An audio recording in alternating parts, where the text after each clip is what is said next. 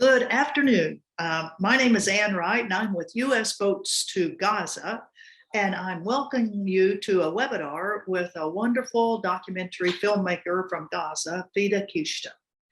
Today, as U.S. Boats to Gaza, which is part of the coalition of the Gaza Freedom Flotilla, an organization that's been sending boats to challenge the illegal Israeli blockade, naval blockade of Gaza, for many years, starting with the Free Gaza movement in 2008 that actually got some boats into Gaza, and then followed by the Gaza Freedom Coalition. We've been sending over 25 boats to Gaza to challenge this. And our U.S. Boats to Gaza has many projects, including supporting the next time the flotilla is supposed to go, which is in 2022, the summer of 2022. That's having now been postponed 2 summers because of COVID. We are, in the meantime, we're trying to work with other organizations to keep the plight of the people of Gaza in the public view, which is the whole purpose of the Gaza flotilla and U.S. Boats to Gaza. Today, we are honored to have with us a wonderful woman from Gaza. Fida Qishta is an award-winning filmmaker. Her full-length documentary, Where Should the Birds Fly, has won film festival prizes and have been translated into Spanish, French, Hebrew, Arabic, and Portuguese. Pretty darn good for one documentary. It's a story of Israel's years-long siege of Gaza and its 2008-2009 Israeli attack on Gaza, as told through the eyes of a young 10-year-old woman named Mona Samuni. And Fida's comments on it. Fida was born and raised in Rafah, Gaza, where she founded the Life Maker Center in Rafah, an educational center for children.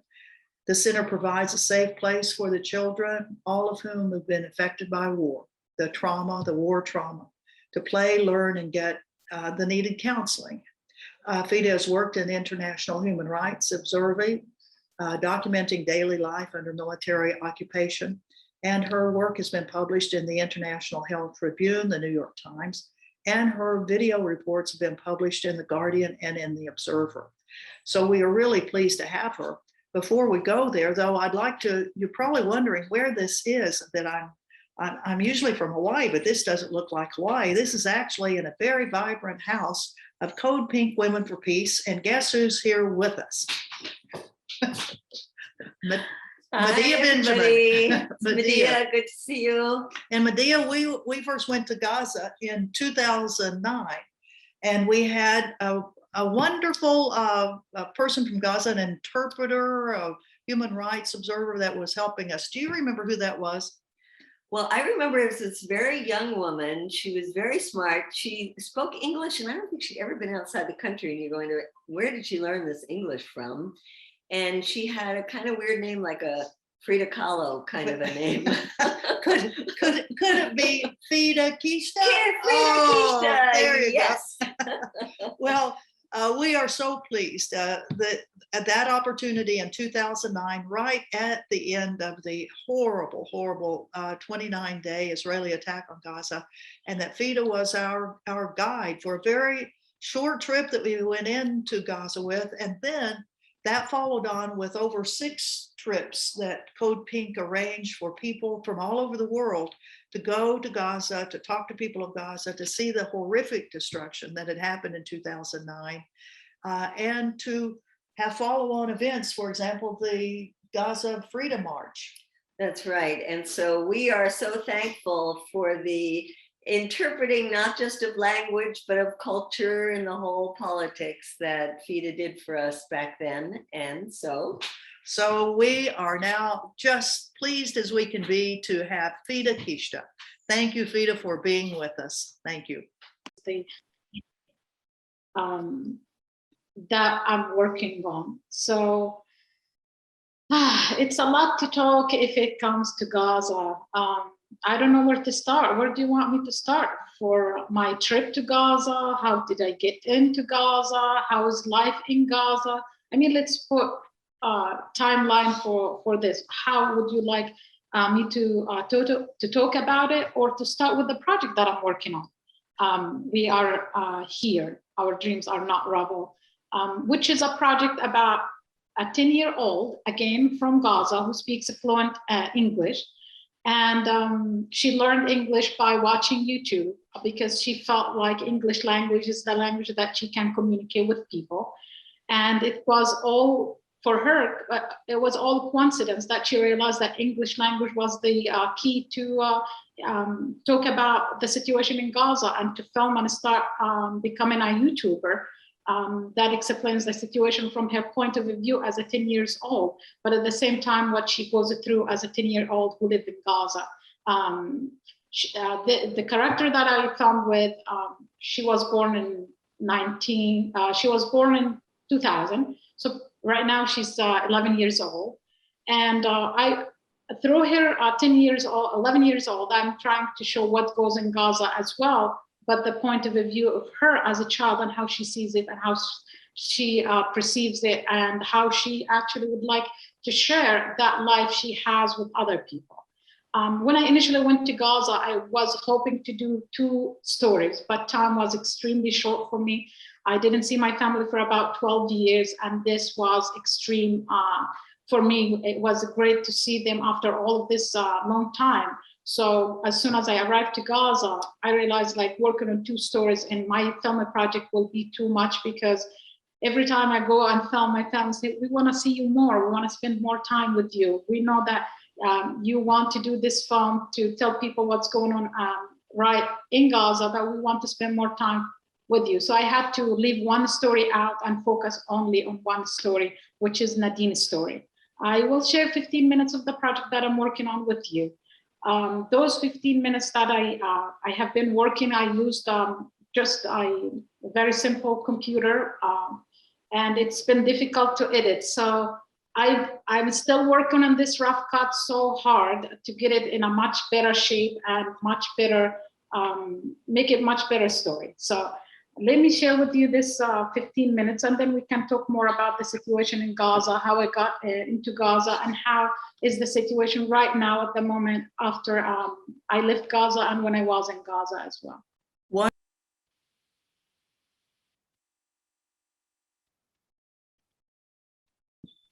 Fida, that is a powerful, powerful movie that you're putting together. My goodness, that is really something. And that young lady is a remarkable, remarkable 10-year-old, isn't she?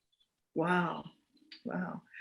Well, I think from all of us, we thank you very much for letting us have a peek into your new documentary. And I certainly hope that all of us that are on the call can help with you to get this finished, to help with editing and other things. We know it's not an inexpensive medium to use, and we'll put into the chat the link for the GoFundMe that we have, or you have, for this, and we encourage everyone to please help with this. We surely do. And maybe I could just ask a couple of questions to start with in terms of about the film itself. Did you know this young woman from your family? Did your family know her? How did you come upon her? And how in the world did she learn to speak English the way she did? Was it totally on the internet and YouTube's?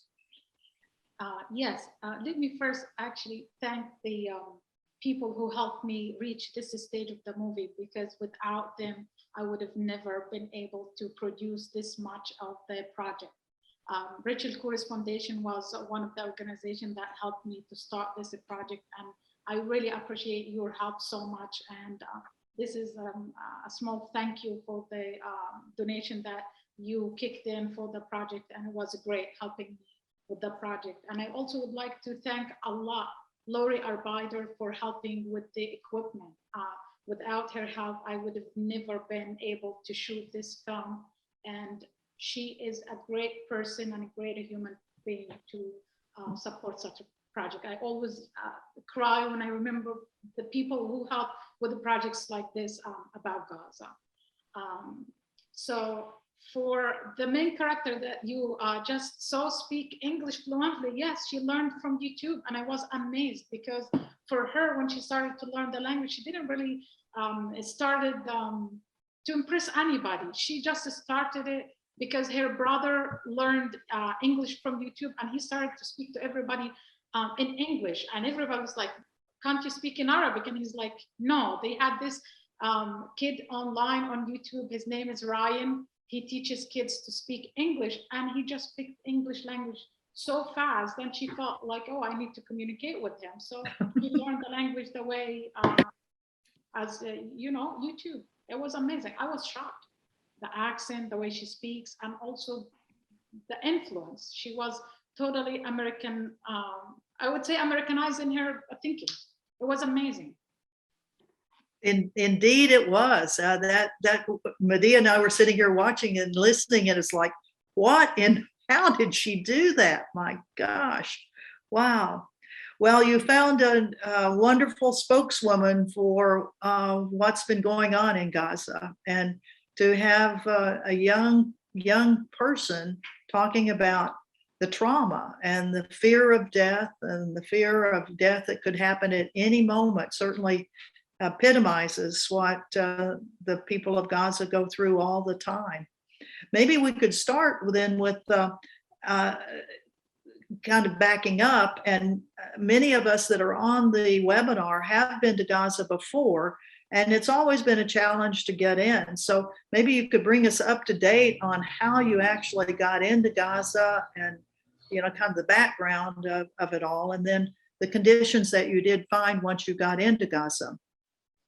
It wasn't easy to get into Gaza, but because, I'm Palestinian and my family live in Gaza, and I hold a Palestinian ID. So when I traveled to Gaza, I decided to travel with my American passport for different reasons. So when I arrived to Egypt, I thought it might be easier because online I saw a lot of people talking about the crossing being open and being much faster to travel to Gaza. But as soon as I arrived to Cairo, I realized that it wasn't that easy as it was promoted on the media. So the process of arriving to Gaza is complicated a little bit, because for most Palestinians to go through, you have to go through the Suez Canal. And through the Suez Canal, they have hundreds and thousands of Palestinians usually wait until they are permitted to go through a small area to be checked. And they search every single thing. They compensate whatever they please to compensate, and let people into the other side of the Suez Canal. As soon as you get into the other side of the Suez Canal, this process usually takes a full day. Like, you have to be waiting the night before to make it to the next side of the Suez Canal. And then I didn't make it to Gaza that day. So I had to stay in Al Arish for the night because it wasn't that safe, and the crossing closes by 7 o'clock. And there are so many checkpoints within the between the Suez Canal and between Sinai. So we have to go through all of these checkpoints and be checked again. And I had 4 luggages, a lot of the stuff that I bought for the children in Gaza, and also gifts for my family. So by the time I arrived to Al Arish that night, that was my second night at the checkpoint. So I waited in Al Arish, and then next day we continued with other passengers who came from different countries. Palestinians came from different countries to see their families, from Belgium. I had people from Belgium, from Greece, also from Egypt, and myself in the same car. And that was amazing because I heard so many stories about different people who didn't visit their families for 7 years, 9 years, 5 years. And we had also one of the passengers in the car who had so many issues with his heart, and he have been traveling for medical treatment. And actually he requested if any organization that can help him with his medical conditions. I just thought to mention it. Then I arrived to Rafah crossing. As soon as I arrived to Rafah crossing, the process actually took some time. We left Al Arish at 6 o'clock. I made it to Rafah, the Palestinian side, by 3 o'clock. I didn't tell my family that I'm coming at all because I didn't want to put them through the whole process of being worried and thinking a lot what is happening right now, where is she, what's going on, why she didn't come today. So I actually didn't tell my family I'm coming until I made it to the house, put my luggages at the door, go inside the house, and I can never forget the expressions of my sisters when they saw me, like, you are here, is she here? And my sister came just touching me and making sure it's not something that she's not imagining that these things that I'm there. Same for my mom, like she was actually taking a shower, and as soon as she came, like, I said, I'm here. And it was a great surprise. I never saw them happy the way I saw them when I made this decision not to tell them, and saw them right there at the house being so happy to see me. Making it to Gaza for me has a lot of beautiful and sad memories. And as soon as I arrived to my family house and I just settled down, in our traditions, as soon as you make it, the family announces, like we had our daughter who has been in the United States for about 12 years. She just came back to visit.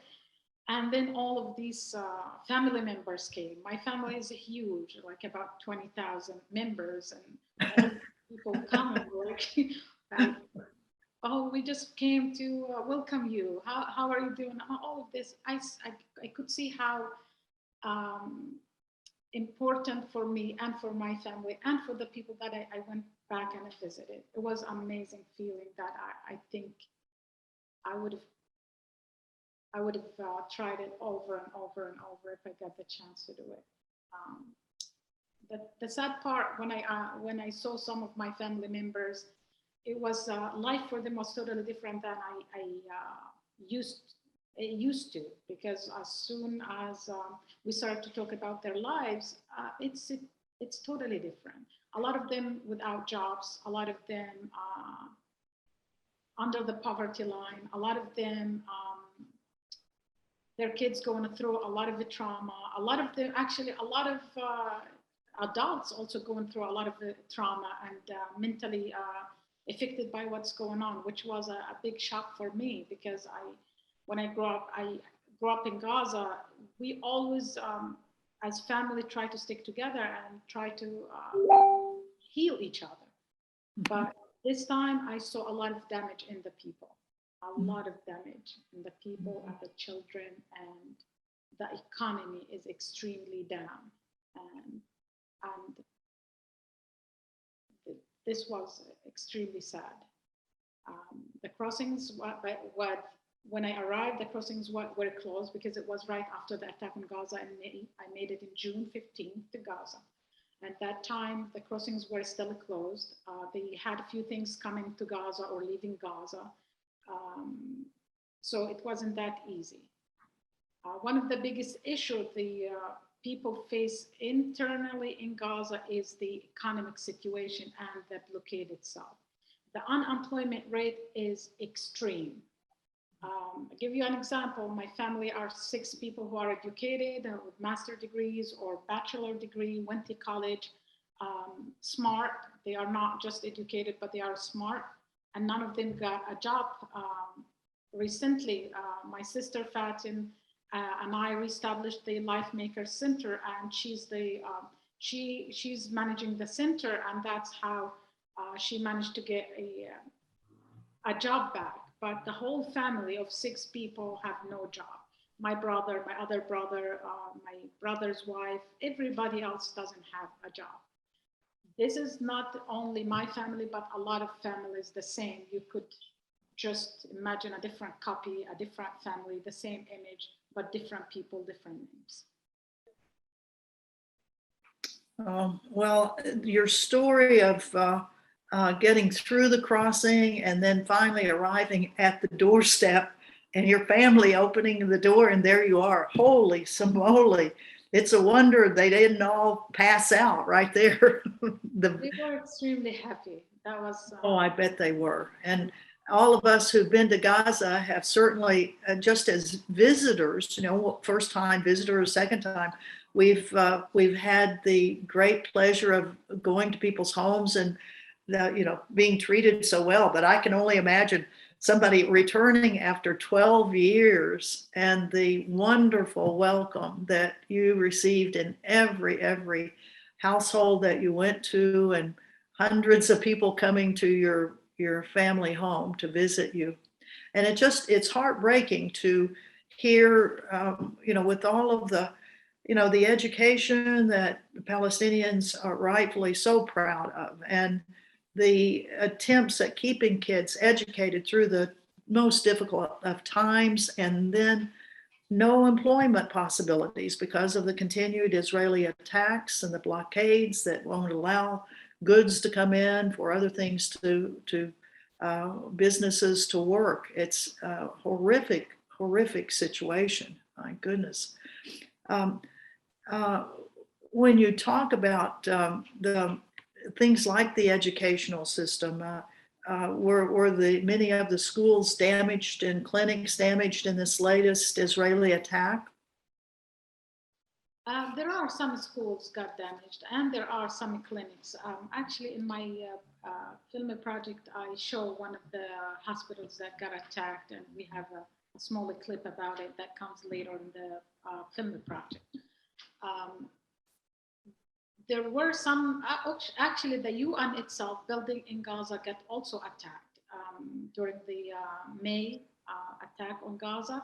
It wasn't huge, but some of the part of the UN building got damaged. Mm-hmm. Mm-hmm. Yeah. Maybe we should kind of open it up. There's a mosquito that's right here. That's why I'm doing this. Sorry. I know that we've got some folks with us who have spent a lot of time in Gaza, and I see Cindy and Craig Corey here with us. Cindy and Craig, would you like to say hello to Fida and any questions you may have for her? Well, thank you, Anne. It's great to see you, Fida, and we've been thinking about you and throughout the whole time that you were in Gaza, and we're glad to hear when you returned too. Although I know that must have been difficult as well. I guess one question that comes to mind for me when you were describing the changes that you're seeing for your own family and for other families there, I can't imagine going back after 12 years, after having 12 years, living here in the US and so forth.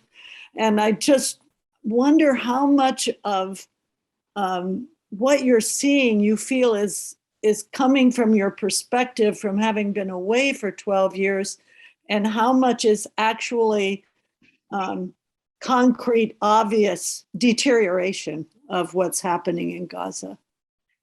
I hope that's clear. Yes, yeah, it's a clear. I had a few neighbors that I grew up with, and when I visited Gaza, one of them was admitted into a mental health facility, and he's a young guy. I always thought he can fight those.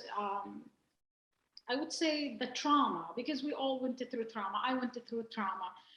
When I went back, when I saw this neighbor, I was shocked because I always thought he's strong. This is an example. But then I looked at the economic situation into some of my neighbors that I grew up with, and they always had good jobs. They always had good life. And when I asked them, why are we at here? Like, why you are at here? One of them asked me, actually, why do you think your family is still at here? Because my family is still like them. Without the help that I'm helping them every month, they would have been actually in a very bad economic situation. So they asked me the same question.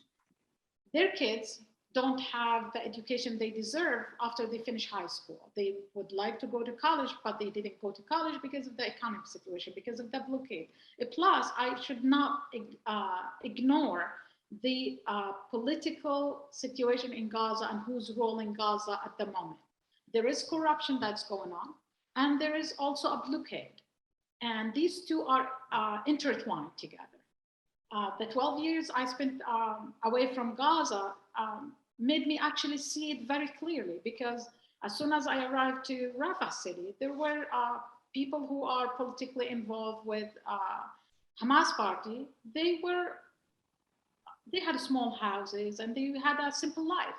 And as when I arrived, I saw these huge houses, and I was like, I asked my parents, "Who's this house? This is a huge. How come a family in Gaza could build a huge house like this?" And then they explained to me the corruption, how things goes with the political party in Gaza, and who's rolling, and why some people don't have jobs and why some people have jobs. So these things it has.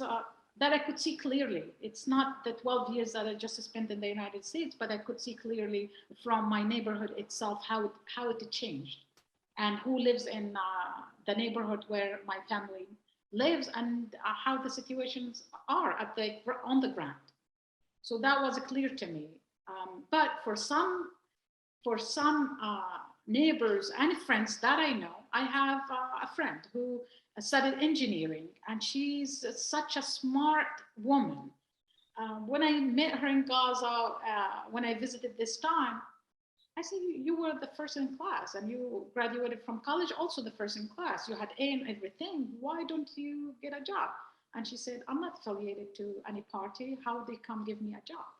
So these things I could see clearly. And then if you look at the private section, you say, oh, go get a job in a private section. Then that's where the blockade is tightening and killing that private section where people are supposed to thrive. They are not thriving because of that blockade. So there are two different sides to look into the blockade in Gaza and to look into the corruption that's going in Gaza. And not only the corruption within the political party, but also within the NGOs itself. There are a lot of corruption going on with the NGOs itself. And since the blockade is helping, not for organizations outside to follow up with the organization inside and send actually teams to observe the work or be part of it. So that helps these small organizations and big organizations to be more corrupted. That's what I would say.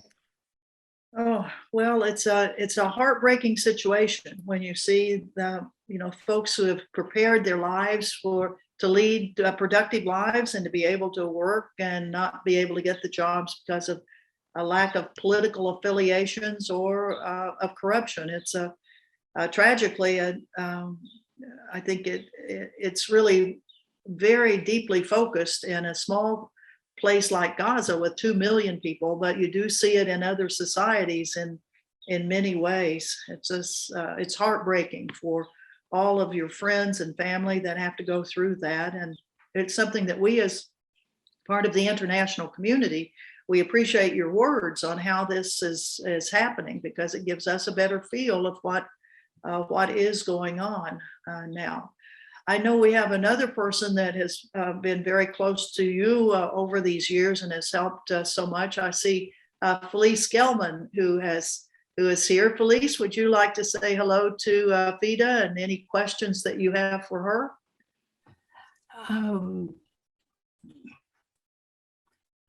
Well, I'm sorry that I signed on late, so I don't know exactly what Fida has covered already, but I wonder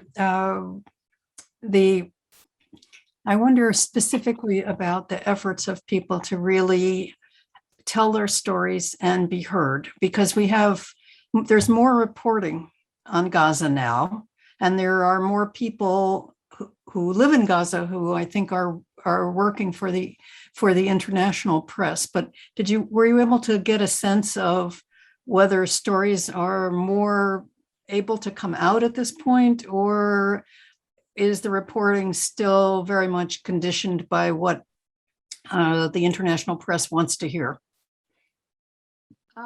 Yeah, I think it's still conditioned at some point, especially with the social media. The content about Gaza is still, I think it's still kind of controlled. Whatever the social media sees that fits can be shown, like terms and conditions. Oh, this is too violent. This is, oh no, we can't show this picture. We can't show this video. But When it comes to individuals who tell their stories, definitely it's a changing a lot. Because if we look at the social media in that way, it helped a lot because young people were able to tell their own stories. And we have a lot of young Palestinians from Gaza were able to tell their stories in English, which is also helped so much. Speaking the language helped sending the message quicker and faster. And the social media in this matter helped so much. Like most people in Gaza, they use WhatsApp, they use Facebook. And I think during the last attack on Gaza in May, it helped so much by seeing all of these videos that came out of Gaza. It would have not been, if you tell me 10 years ago, we would have seen a story about Nadine coming into a neighborhood and speaking about the situation during the attack. I would have said we may see it like a week later or a few days later. But now we could see it like an hour later, which helped so much. Mhm. Well, thank you. I'd like to turn to one of our steering board members, Alex McDonald, who's kind of going through our chat and looking to see if there are specific questions that have come up there. Alex, have you spotted some that Fida might help us answer? Yes, Fida, I was just curious. You mentioned that this time you were shocked by how damaged the people were. And I've heard you talk about the jobs and them not being able to get jobs, even private sector or through the parties. Is there something other that was very visible to you in how the people were damaged that you could share? I could tell the way people started to speak up. 10 years ago, when I used to speak to my family, they were not able to criticize Hamas party in Gaza and talk about the situation. Right now, people can criticize and speak up. Before, I could not hear this. I could not hear people speaking out. In Gaza, I took so many taxis to go to Gaza City and other cities to cover my filming project. And it was the only way for me to actually hear stories directly without asking questions and making people feel uncomfortable to speak about their experience or making them feel like, why she's asking too many questions. So I used to take too many taxis so I can hear so many stories. And a lot of the stories were talking not only about the jobs, but talking about the family infrastructure. They were talking about the markets. They were talking about the schools. They were talking about how Gaza is being ruled and how if the election was happening if the election is happening right now, what is the outcome will be? And they were speaking up.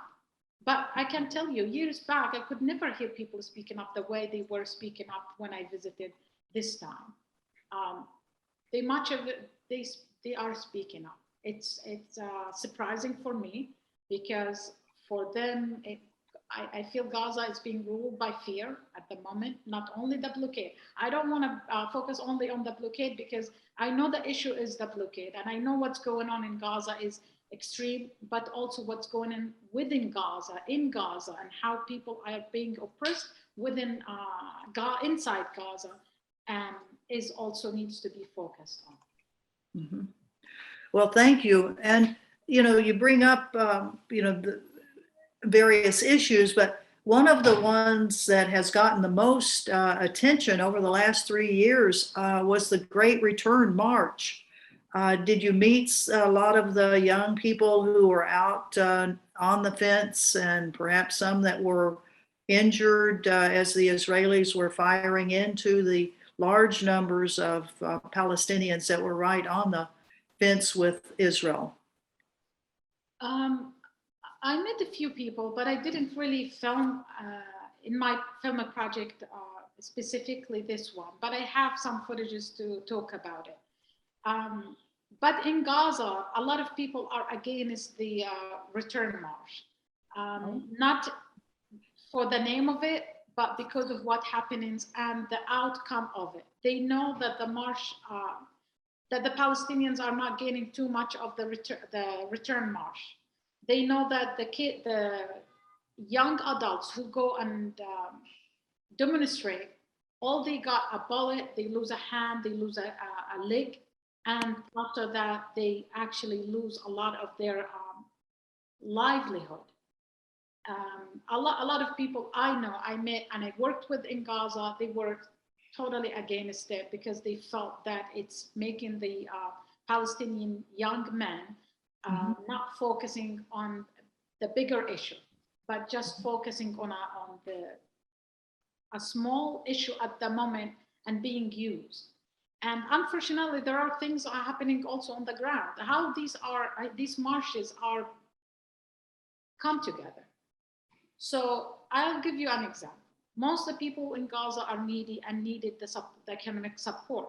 So some of the leaders that comes with a big bus, like Rafah city, they come with a big bus in the center of the city. And they come and say, if you come to the march, we'll give you 50 shekels for the man, 20 shekels for the little man, like 15 years old or 13 years old or 12 years old, which is against the Palestinian traditions and culture, and it's against everything that I knew. Mm-hmm. And then they go to the march. One of the kids, I think he was 12 years old. He got killed recently in these marches. So this is an example.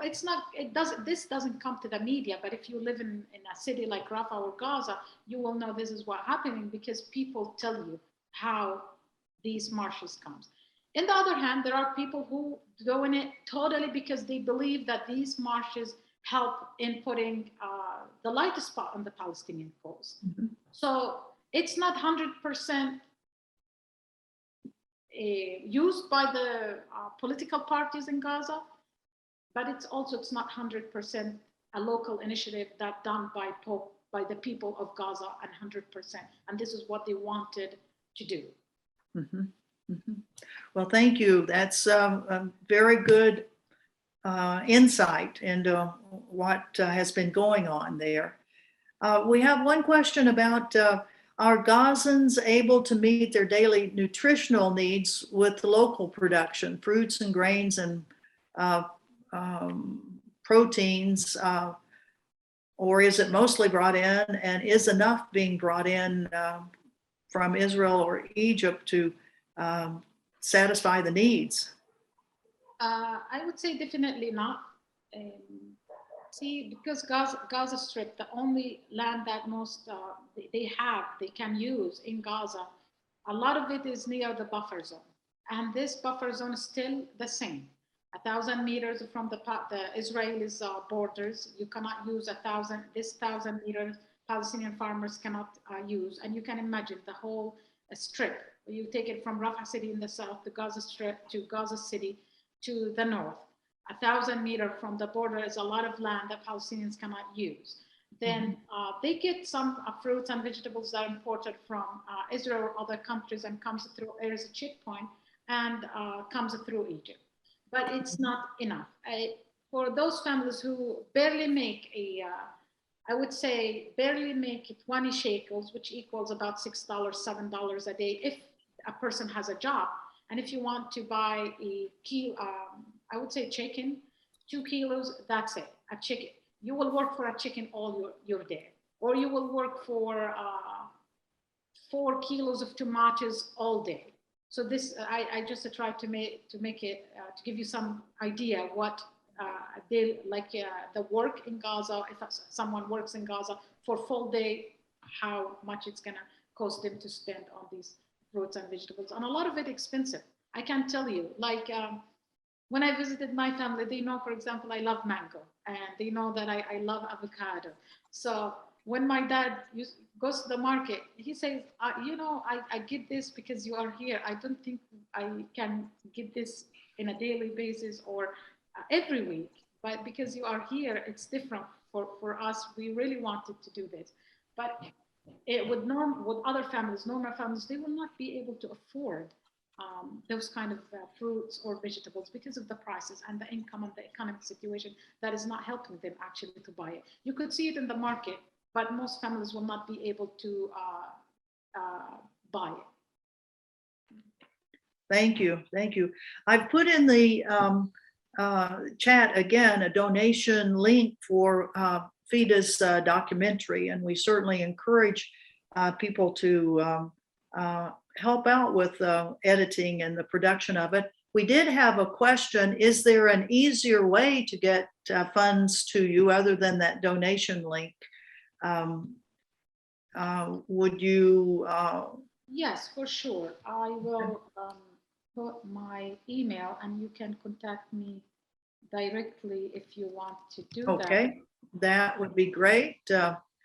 We appreciate the GoFundMe, but you don't have to pay the 20% or 15% or whatever they kind of ask for it, but to get it directly into to Fida so that there's no overhead costs, that would really be great. Well, we thank you so very much, Fida, for your being with us today, and U.S. Boats to Gaza and the Gaza Freedom Flotilla.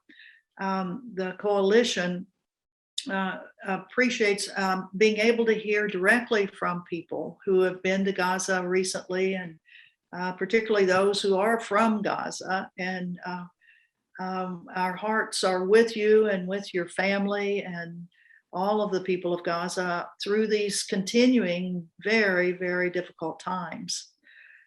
As I mentioned earlier, the U.S. Boats to Gaza will be continuing to do fundraising over the next months for the next sailing of the Gaza Freedom Flotilla, which is planned for the summer of 2022. And we did have a question about how does a person get involved in it, and that's contacting us through the U.S. Boats to Gaza. And we do usually have one U.S. citizen that's on the final leg of the voyage, usually from Sicily on in toward Gaza. But we do, the boats generally have been going around Europe, the Atlantic coast, and then through the Mediterranean. And so we have different legs on that. And if you're going to be in Europe in the summer and would like to be a participant on one of the legs of that, please let us know. And we also will be having a ground crew that will be meeting the boat as it comes to each of the ports. And that's quite an interesting opportunity too, to be with Palestinian solidarity supporters all over Europe who are working in their countries to keep the plight of Palestinians in Gaza and in the West Bank and in East Jerusalem, to keep that in the public view. Our attempts at challenging the brutal Israeli criminal actions toward Palestinians is something that we all are very, we want to keep doing. So reach out to us through U.S. Boats to Gaza, and we'd be glad to have your assistance. And then particularly to help Fida with her wonderful documentary. And the footage that you showed us was just riveting. The people that you contacted and the young woman who is the kind of the conscience of the movie, it's really, really good. Fida, how about some last comments from you to our audience? And we appreciate all the folks that joined us today in this opportunity to be with Fida. Yeah, I appreciate you coming to the webinar. Again, share any story you hear and support the project. I really appreciate it. You have no idea, when I started this project, I wasn't sure like which stage I'm gonna reach, because I just let people know before I leave to Gaza in a few days. And it was amazing, the response that I get within a couple of days, like, oh, you don't worry, just come get the check and go get the equipment. This is Lori, for example. I was like, oh my God, this is like a heart-warming response for some people to do, like the Corys, like, okay, don't worry, we got you. We will work with this on our organization, our team, we will get you. So it was great. The support you give will not go in vain. It will help this project to come and see the light. And it's not just a story. Again, it's about Gaza resilience and the people of Gaza, not only the blockade, but we see through the people. We need to see through the people because this is what helps us to understand why Gaza responds the way they respond. And we don't want this to keep happening. With my film project, Where Should the Birds Fly, Mona was an extreme sad story, and I don't want this to happen to Nadine. Nadine is such a smart kid, and she needs to have a better future, and she needs her story to be told and heard. And in the movie, I show that Nadine would like to be actually a doctor, and I would like her dream to become true. I would like her story to be available to everyone, that to see it and see what a Palestinian child goes through. When you talk to them and think they might be angry or they might be racist or they might be not tolerant, we need to know why they behave the way they behave. And that's why I established the Life Maker Center program again. We had this project for over 12 years, and we opened it again in Gaza to be able to help these traumatized kids not keep these anger feelings and deal with it. Please support the film project and also the Life Maker Center in Rafah City in Gaza. Your support means a lot to us. It really does. And I would like to thank other organizations that help the Life Maker Center in Rafah, like Spark Blog Foundation. It was great to get some support, and the fundraising that we had on GoFundMe campaign. It was also done by individuals and then the community that supported the project. So we reopened the Life Maker Center again a month ago, and it's back to life again. Well, that's wonderful. Well, we want to stay in touch with you so you can keep us informed as this project moves along, and certainly the Life Makers project, because people want to help. They surely do. And when we have someone like yourself that is that we know that's really involved and all, we all want to help. So it's been a real pleasure to be with you and to be with all of our audience. I mean, we recognize so many people who have been part of the Palestinian Solidarity team. In fact, I see Ellen Barfield up there, and she wrote in the chat, she said, "I can't believe you only went to Gaza in 2009. I was going to Palestine in 1992 and 93. As many of you all have been long time supporters of Palestine.